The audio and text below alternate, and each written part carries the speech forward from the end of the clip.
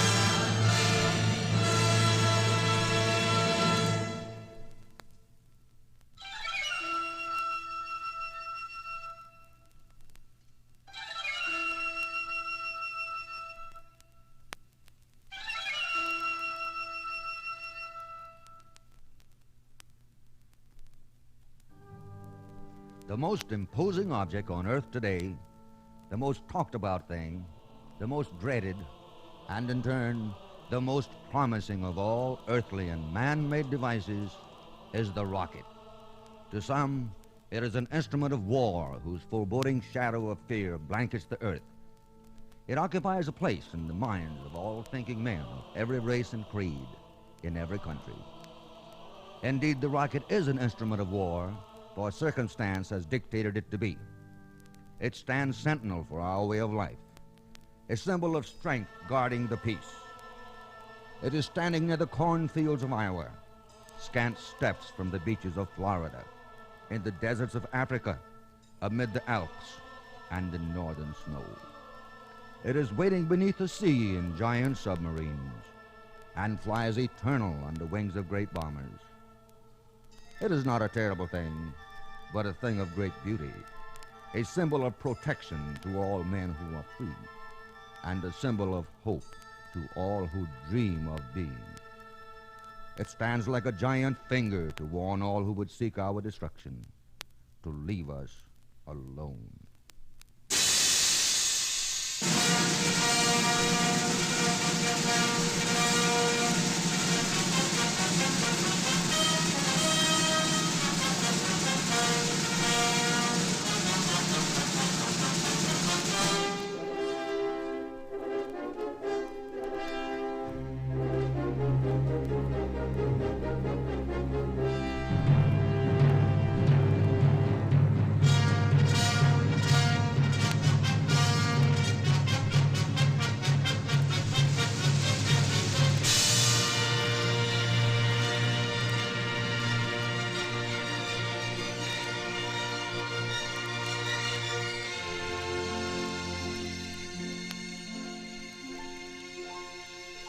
The rocket is all of this, but much more than this. Within its cold steel lies hope and a hushed expectation, a promise and at last the fulfillment of man's most ancient dream. It is the answer to a dream which has plagued mankind since the beginning of his thinking existence. Man has never been content to gaze at the inaccessible heavens, the moon and other planets, and only wonder at their substance. Always, man has dreamed that someday he might be able to escape the natural barriers which prison him to earth, that he might satisfy his innate curiosity of those things which he does not understand, that he might touch the moon. The rocket is the answer, the key for which man has been seeking, and the rocket is here.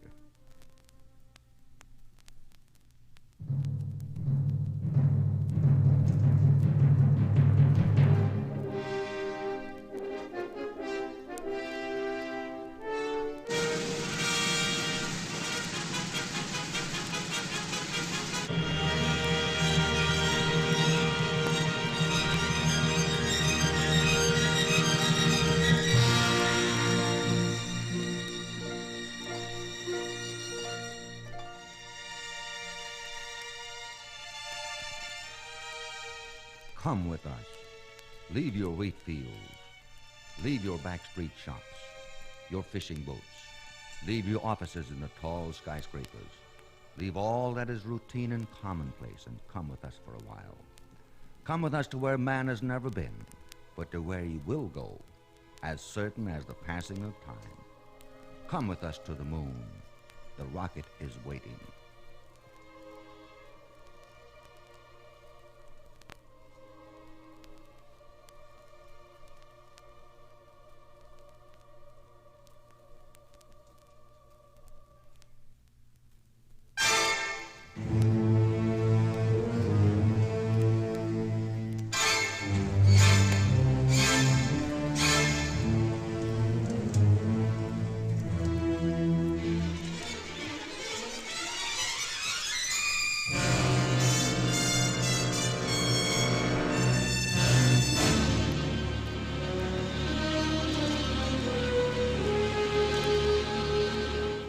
Cape Canaveral is known by many names, but to the people who are a part of it, and whose lives it is so closely intertwined, it is simply called the Cape. It's 1 o'clock in the morning now, and the highways to the Cape are empty at this hour.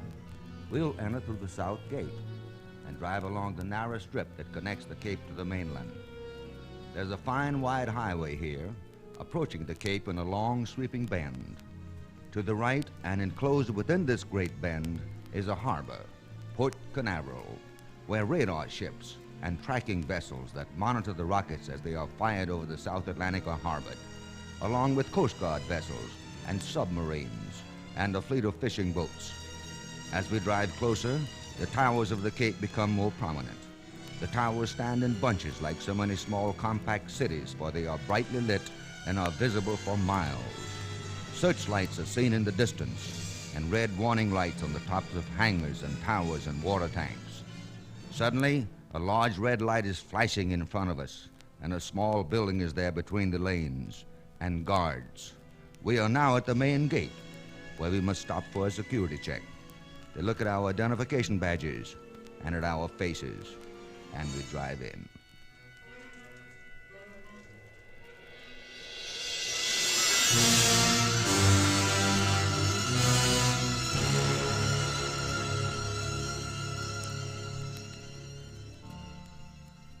Cape Canaveral, a place where only a few select people, other than those who work here, are ever permitted to see.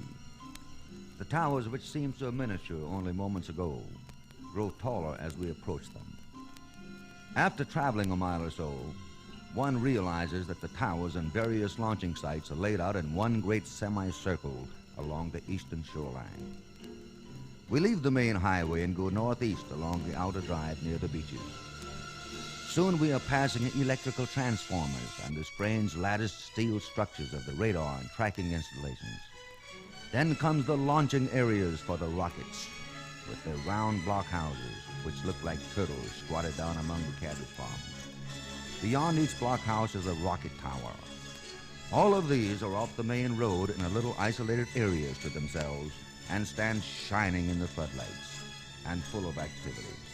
We drive on past the old lighthouse, which has warned ships away from the coral reefs for nearly a century and is still in use. The farther north we go, the larger and more impressive the towers and blockhouses become. Suddenly, to the north and still several miles away, we see a great tower. It is so large that it dwarfs all the rest and seems to dominate the entire cape. This is our tower, for enclosed within its steel framework stands the giant rocket that will soon be taking us away to the moon.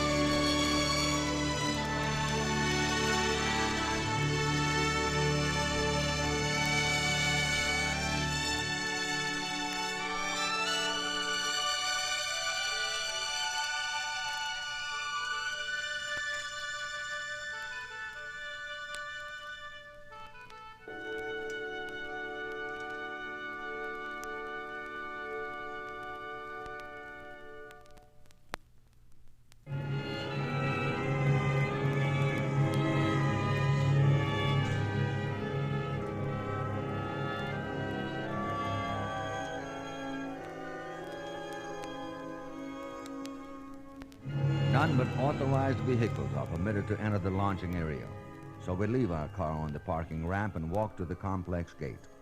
Lights are shining directly in our faces so that the guards will be able to identify us beyond any question. This time we are checked more closely by the guards. After a moment's delay, they wave us through and we find ourselves inside the high steel fence that encloses the entire complex area. Cars and trucks constantly stop at the gate to be checked, then speed off into the night on their official errands. Immediately we are confronted with the gray solemn outline of the blockhouse a few hundred feet away. The rocket tower, red and shining in the floodlights, looms high in the background. The blockhouse is the control center of the complex operation, the nerve nucleus, with its thousands of instruments that monitor the pulse of the rocket as it stands in the tower for checkout prior to launch. Shaped like a great half-sphere, the blockhouse is built to withstand the forces of an atomic blast. We walk to the entrance, which gives one the feeling of walking into a tunnel, for it takes us through many feet of the concrete and steel structure. The men walking in and out of the blockhouse have a determination in their faces, with underlying intensity and excitement, foretelling of the great event which will come within hours from now, when the rocket, standing silent within the tower, will roar from the launcher and tremble the earth.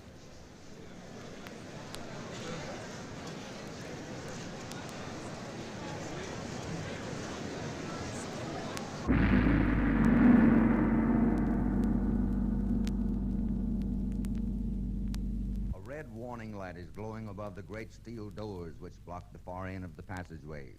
The doors are 7 feet high and 8 feet wide and weigh 10 tons. A smaller hatch-like door is built into one of them. Like entering a mammoth vault, we open the smaller door and go in.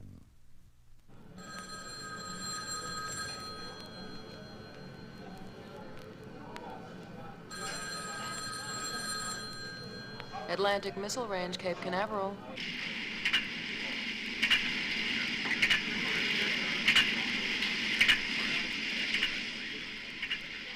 At first, everything is confusing, for there is a maze of activity here. The engineers and technicians all seem to be in motion at the same time. This, along with all the noise, is bewildering. The hazy spiral soon stops, however, and the room in which we are standing begins to take shape. It's a massive hexagon, 75 feet wide. This main room of the blockhouse is literally filled with electronic instrument panels and cabinets, laid out in neat circle and half-circle rows that begin at the walls and extend to the center of the room. These instruments are the eyes, ears, and hands of the men who will fire the rocket. Through them, they are able to hear the rocket's heartbeat, so to speak. They tell the test conductor within seconds if a malfunction has occurred. They have contact with every component, every tank and pressure, every battery and electric current, every temperature and every sound in the great rocket's complex structure. They tell all that is right and all that may go wrong. On the test conductor's console are many lights. The green ones indicate a system that is checked out and ready for flight. The red ones show systems which are not ready. At the moment, most of the lights are glowing green, for our rocket will soon be ready to fly. The test conductor is the key man here, the master engineer and the one in command. Within his hands lies the decision as to whether or not we will fly this day. When the great moment arrives, when all the lights are glowing green, the test conductor will depress the launch button but a fraction of an inch to send the rocket, weighing hundreds of tons for 240,000 miles to the moon. And you'll be riding in that rocket.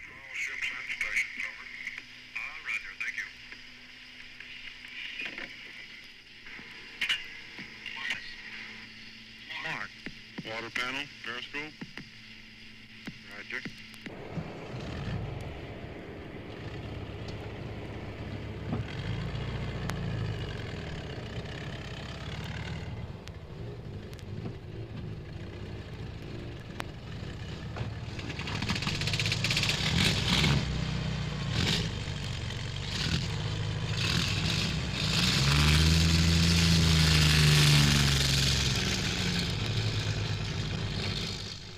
Before going on to the launching ramp and the rocket itself, we will have a short wait outside the blockhouse while the propellant crew loads liquid oxygen aboard the rocket.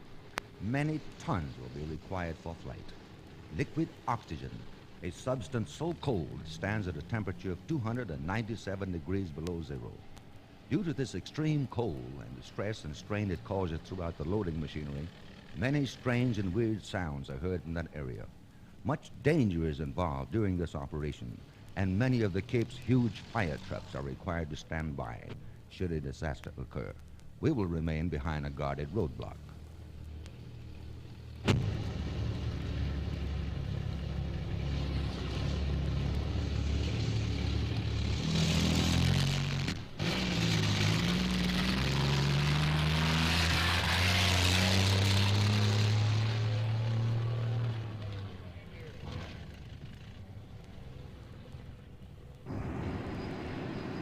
Launch loading crew number 2, stand by the south roadblock.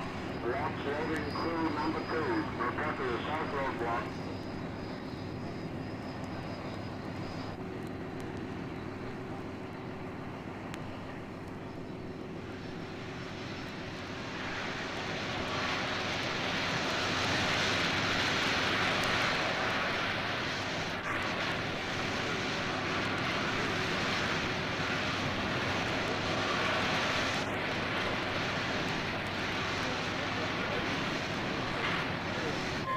That is an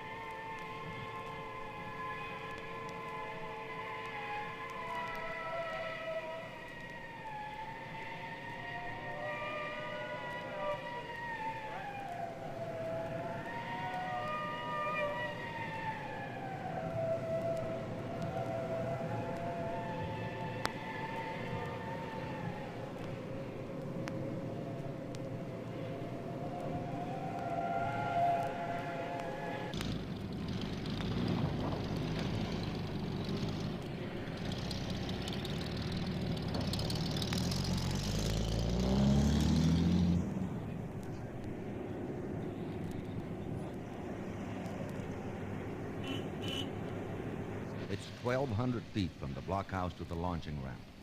This final portion of your earthbound journey will be made in a large white van which is waiting for you. Technicians and a doctor are in the van to help with the spacesuits and other tasks before boarding the spaceship. Upon leaving the white van, we are confronted for the first time with the massive structure of the rocket itself. The great booster engines are protruding from the thrust section only a few feet away, and our eyes move upward along the gleaming steel for more than 200 feet to where the spaceship is still hidden in the top portion of the tower. The silver rocket, enclosed within the red concave of the tower, appears like the altar of a great cathedral, and it takes your breath away. We walk to the elevator. The door closes, and we move upward. 300 feet above the earth it opens, and we enter the White Room where men are engrossed in the final checkout of the spaceship. Some of them are wearing headphones, keeping close contact with the blockhouse. Each of these men are responsible for one specific thing. Collectively, to ensure that we have a safe and successful journey through space. The cockpit of the spaceship is surrounded with many dials, levers, and lights. Hands of the technicians, engineers, and the doctor are extended through the open hatch of the spaceship to adjust and secure our safety belts, to connect our oxygen supply and the communication system to our space helmets. In only minutes, it seems, we are very much alone. For the hatch is secured, the tower has moved away. Except for an occasional voice through our headphones, it is silent as we lay in wait for the tremorous blastoff into space.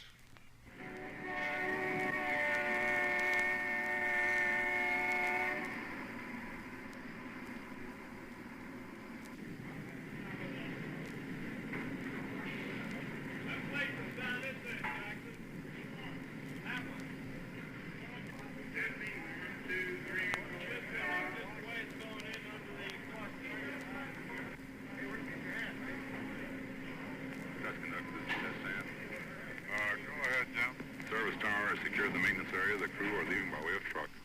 All right, then. LN2 spray manifold is on.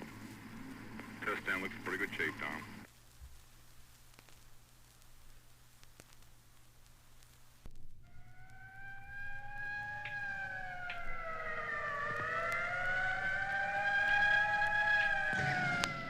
Personnel should evacuate the area at this time. All personnel not assigned to the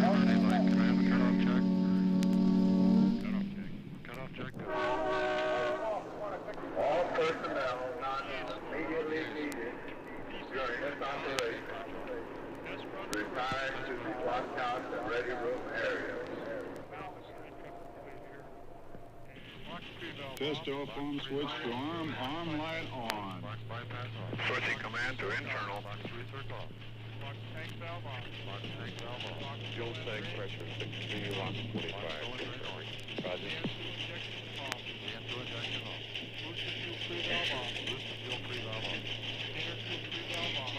Securing lock tank.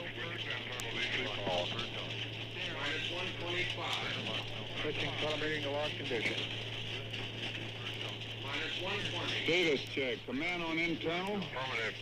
Telemetry and launch condition. Affirmative. Missile and internal DC. Affirmative. Pressurization complete. Affirmative. Roadblock ready? Roadblock ready. T-minus 60 seconds and counting. T-minus 60 seconds and counting. Into internal. Status check. Range safety arm light on. 65 seconds. Range ready. Ready. Water system ready. Minus 50. I have equipped complete right. Lock tanking secured. Minus 45 seconds. Minus 40. Status check pressurization. T-minus 27 seconds and counting. All recorders and oscillographs to fast. Vernier So, start. sir. Minus 30. Mercury capsule. Go. All pre-start final lights are correct. The ready light is on. Eject mercury umbilical. Oil evacuate. Mercury umbilical is clear. Come on, honey. Too good. William.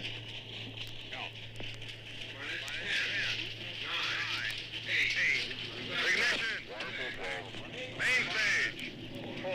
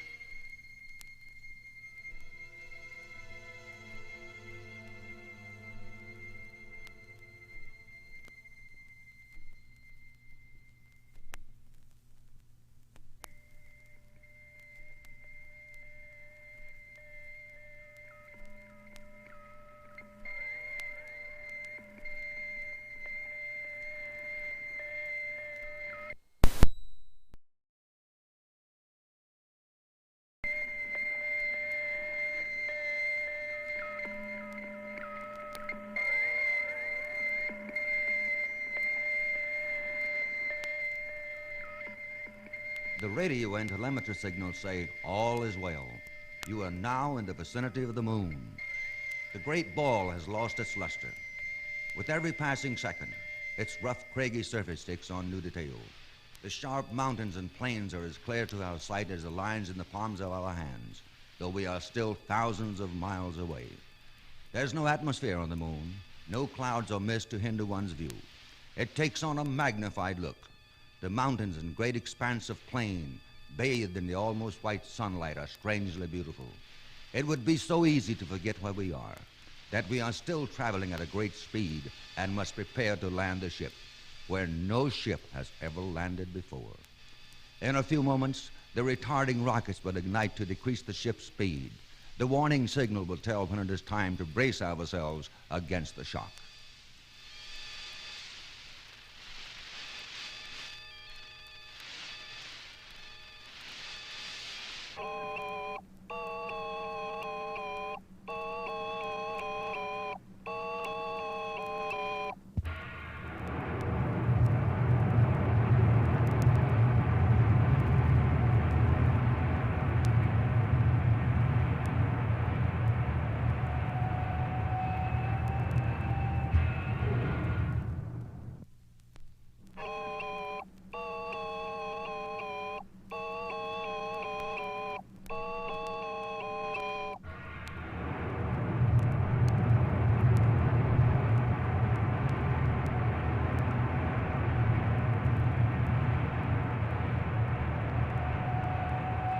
It is time to begin the task of turning our ship around so that it faces away from the moon. That way, we will land just as we were launched from Earth, with the engines pointing downward, and we can blast off again when we're ready to leave. At first, the positioning rockets came into play, and then the balance rockets to prevent our ship from spinning too far. Again, the retarding rockets will fire to slow our speed, this time to near halting.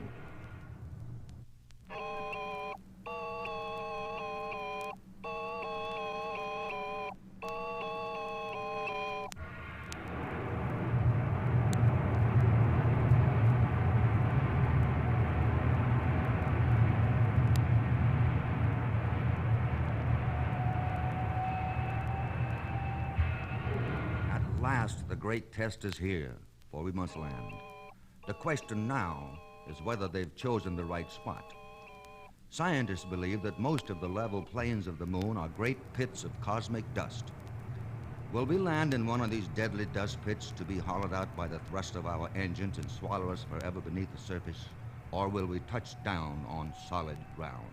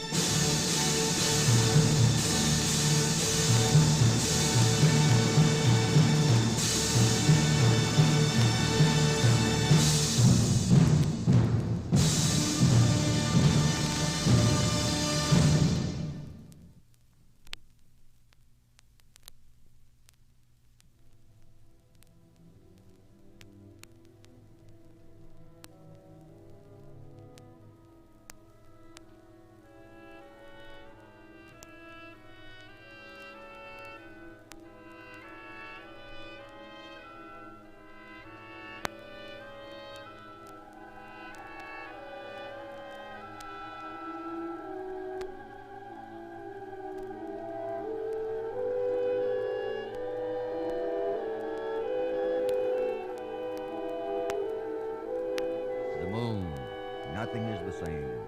The colors are strangely reflected and have odd shades. All is silent and still like a great vacuum. No wind is blowing, and no trees or plants of any kind, and no living thing is evident. Not even a remote association with anything on earth is recognized anywhere.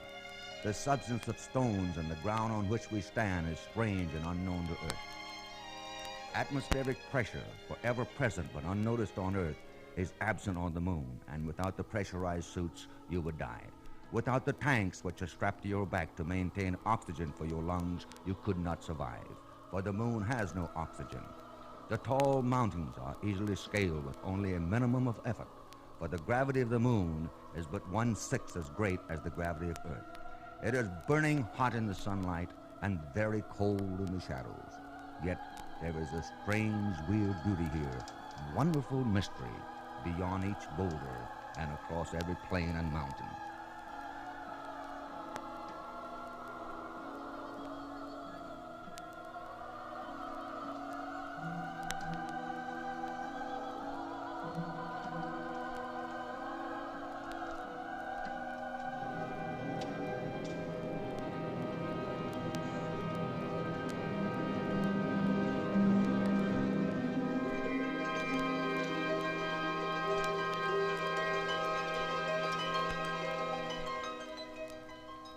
To stand on the surface of the moon. Would that this moment could be shared with all those men who ever thought about and dreamed of and worked to produce this moment here on the moon. To stand on the moon. To at last look back at the splendor of your own native planet, Earth. It is beautiful, larger and more magnificent than the moon ever was when viewed from there. Soon other men will follow to someday unveil the mysteries of this bleak and desolate satellite. But we are here, and this, man's first voyage to the moon, is complete.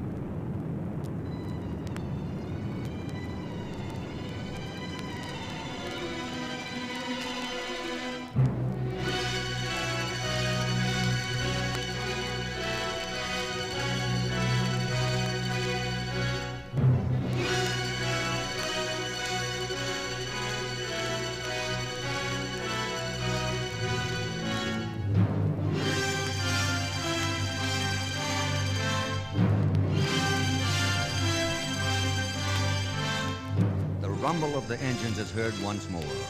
Other worlds are waiting, and we must leave. The rocket ship is one of the greatest scientific devices ever conceived by man. The thunder of its great boosters will be heard throughout the heavens, across the universe, and someday even beyond.